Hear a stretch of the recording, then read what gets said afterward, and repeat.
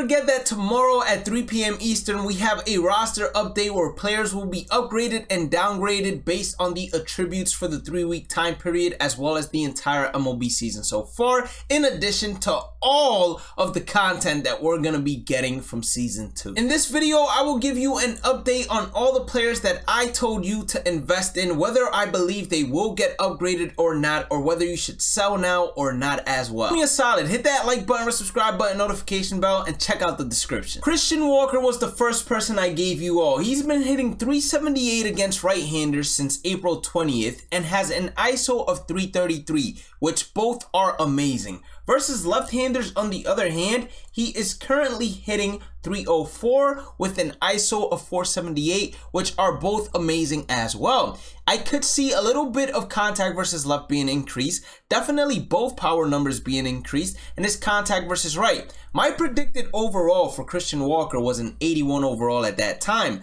Right now, it could go up as far as to an 82 or an 83 overall because he has been a GOAT previously inside of MLB The Show, in particular this year, and his sell now and buy now price is 1,287 and 901. I was telling you guys to invest in him when he was around 400 stubs, so if you want to make some for sure profits, you are always free to sell him now. If not, wait until he gets upgraded and you can either quick sell him or even hold him until he goes diamond, which he does have a possibility with the way that he's currently hitting. Sean Murphy is up next. He's an 81 overall. I had him predicted to an 84/83 overall. Since April 20th versus right-handers, he's hitting 324 with an ISO of 351. So both contact versus right and power versus right should definitely increase. If we go to his left-handed numbers, he has 300 average with an ISO of 200. You most likely won't see too much being increased in power versus left,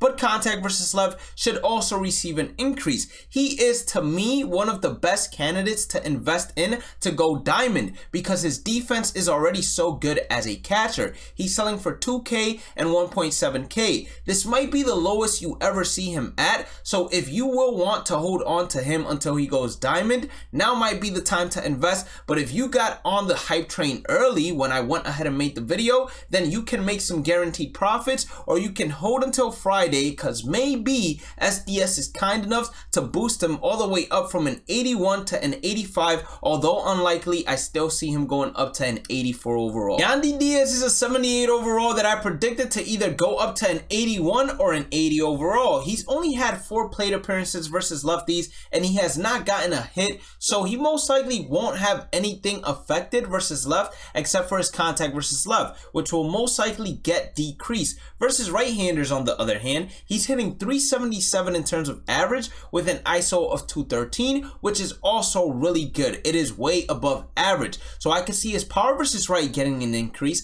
as well as his contact versus right getting an increase, and his contact versus left getting a decrease, while his clutch goes up a bit as well. I think overall wise, he's most likely gonna make that jump to an 81 overall, and he's currently selling for 847, 693, so you have a chance to make some guaranteed profits here as well. Does he have a chance of diamond? I would like to say it is not as high as someone like Christian Walker or Sean Murphy, so I wouldn't hold on to him in hopes he does. Salvador Perez is a tricky one. I had him going up to an 82 or 81 overall. Since the 20th versus left-handers, he's hitting 353, so his contact numbers are even greater than his contact versus left, but his ISO is 118, meaning he's not really hitting for power versus left-handers. So what I could see happening is his contact versus left will go up, but his power versus left will go down. That will probably remain him at an 80 overall. Now versus right-handers, on the other hand, he is hitting 348 with an ISO of 370, so he for sure should get contact versus right and power versus right. Although I don't see him making the jump to diamond or even a higher overall than Sean Murphy, the beautiful thing about Salvador Perez is he's been a diamond previously inside of MLB The Show, so it's a lot easier for him to climb back to diamond. diamond. I still see him going to an 82, at most 83 overall. His buy now sell now price is still good enough to go ahead and make profits just from quick selling rather than going ahead and competing against other people inside the community marketplace. Arozarena is a 79 overall that I had predicted to go up to an 83/82. He's only had 5 plate appearances versus lefties in which he's hit 400 with an ISO of 1.2K. That most likely is not going to be touched at all this roster update due to the lack of at-bats versus lefties. Versus right-handers, on the other hand, he's currently hitting 293 with an ISO of 224. He should get his contact versus right increased slightly, and his power versus right definitely should get a decent jump as well. Do I think this is going to be enough to move him up to an 83 overall? Me personally, no. But if he does get his clutch, which he's been very clutch,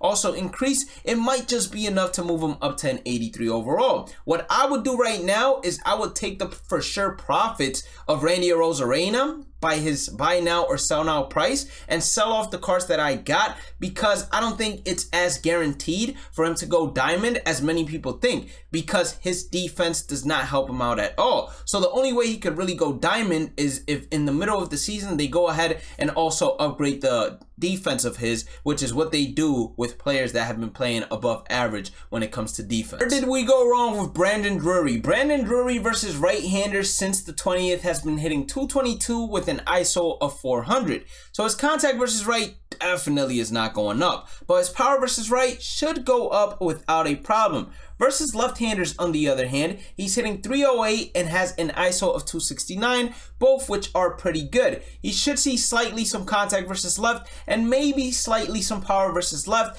I had him going up to an 80 overall. I'm not sure if he's still going to hit that 80 overall. It's very possible, but only if they go ahead and upgrade his clutch. Right now, he's going ahead and selling for 679, 335. I think it would also be a great opportunity for you to go ahead and sell off the investments before the roster update now. Donaheim versus right-handers has been hitting 271 with an ISO of 208. Should see both contact versus right and power versus right being increased. I had him projected to an 81 overall. Versus left-handers, on the other hand, he's hitting 471 with an ISO of 294, both which are great numbers. So I see all his hitting attributes going up, and if they also upgrade his clutch, I see him going all the way up to an 81 overall. Since he is a young player inside the league and doesn't have a 3-year average, I could also see him being a potential diamond candidate, especially if he goes ahead and is able to keep this up. Vinnie Pasquantino versus right-handers since the 20th has been hitting 305 with an ISO of 237. Contact and power versus right could see slightly increases, and versus left-handers, this guy is amazing as well. He has a 368 batting average with a 263 ISO. I think that he is probably one of the for sure locks to go gold out of the first basemen that I have given you all, and you can still get him for underneath 400 stubs. Would I go ahead and make that investment? No, unless I would think that he gets an 81 overall, which is very possible, but I'm gonna play it safe and say it's an 80 overall. You can go ahead and make an absolute banger of a profit if you sell him at his current buy now, or you can hold on to him because with the way he's playing, he does have that diamond potential because he's a young player that doesn't have a 3-year average like that either. But unless he's able to keep this up, it most likely is going to be high gold his ceiling. Franco versus right-handers has been hitting 324 with an ISO of 211. Both of those are great numbers versus righties. I had him projected to go up to an 83/82, but what I really saw being increased was his power numbers. That was until, of course, he picked it up against righties. Versus lefties, he's only had 2 plate appearances in which he's done nothing. So I don't see them doing anything to his left-handed attributes. Instead, I just see them increasing his right-handed attributes. And this right here could easily be all they do for Franco, which is a +6 on each side, getting him to 78 and 58, him becoming an 83 overall. At an 83 overall, his quick sell would be 1,200. Is he someone you want to hold for diamond? Absolutely. Is he someone that you would want to invest in right now? Probably not, because if he does get up to an 83 overall, I do not think his price will actually go higher, but I think it will tank for a couple of days. And if you missed out on investing in him at this time, then you'll be able to pick him up for 1,200 stubs, unless he goes up to an 84 overall, which will be a little bit more costly at 1,500. So it's time for you to pick your poison. Pitchers get a little bit more tricky, especially when it is relievers. Closing pitcher Alexis Diaz has pitched in 8 games since the 20th. He has faced 26 hitters, in which he has only given up 3 hits. He has struck out 12 and he has walked 2. If we look at the advanced analytics, that's 7 innings pitched total, in which he has a 15.4 K per 9, 2.6 walk per 9, and then he does not have any home runs given up, and his hit per 9, they don't do the calculations on Fangraphs. But all I can say is, right now his price is pretty high. I'm not gonna lie to you, I wouldn't suggest you invest in him at this price. If he does get upgraded and becomes an 85 overall, then for his current buy now price, if you did invest in him when he was selling for a lot cheaper, you are going to be making the same value as the quick sell. So I would go out of my way and I would sell him now, just because with relievers, sometimes they don't get that boost until they pitch for a lot more innings, and it could be possible for Alexis Diaz. So right now you have a chance to make a great profit. I would jump on it and make a guaranteed profit, because if he does go diamond, then you aren't going to be missing out in terms of value when it comes to the quick sell. Zach Gallen is up next. Since the 20th, he's pitched in 4 games in which he has 25.1 innings pitched. His K per 9 is a 12.8. 68 does not justify it. His walk per 9 is a 0.4 with a 0 home run per 9, and then inside of those 25.1 innings, he's only given up 18 hits. So his hit per 9 will be amazing as well. Once again, Zach Gallen is having a Cy Young year, and if this continues, you're not going to want to stop investing in Zach Gallen, because he can go all the way up to high tier diamond. So this price right here would still be a bargain, since at high tier diamond, you'll be able to flip each and every single Zach Gallen that you invested in for about 10,000 stubs. It's the 20th Paul. I predicted him to go up to an 83, 82 because of his K per 9. He's had a 12 K per 9, which is pretty good, with a 1 walk per 9, which is also pretty good, and a 1 home run per 9, meaning he's only given up 1 home run and has only walked 1 hitter inside of those 9 innings pitched since the 20th. He has faced a total of 35 batters and only given up 2 hits.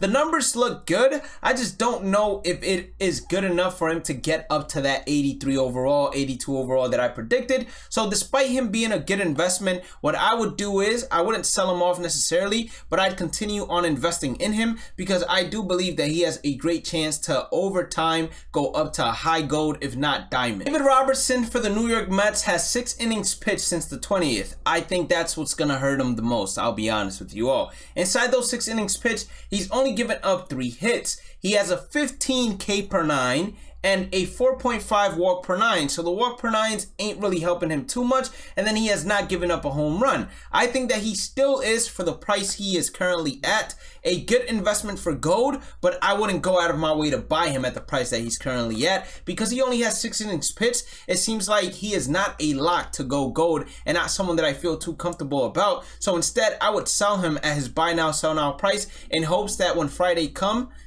he tanks in price and you're able to reinvest for a much cheaper price in order to hold for gold originally again. Matt Strahan was someone that I wanted you to invest in because he was a starting pitcher. Now he's going to be a relief pitcher, and now he's up in the air in terms of what he could possibly get as an overall, since relief pitchers, their attributes are a whole lot more different than starting pitchers. Well, 16 innings pitched since the 20th of April. Within those 16 innings pitched, he has a 13.5 K per 9, which is amazing. A 1.7 walk per 9, which is also pretty good. And a 0.6 home run per 9, which is also great. Inside of those 16 innings, he's given up 12 hits, which is not necessarily ideal, but it's still pretty good. Could I see him going gold if he gets turned into a reliever? Yes, 100%.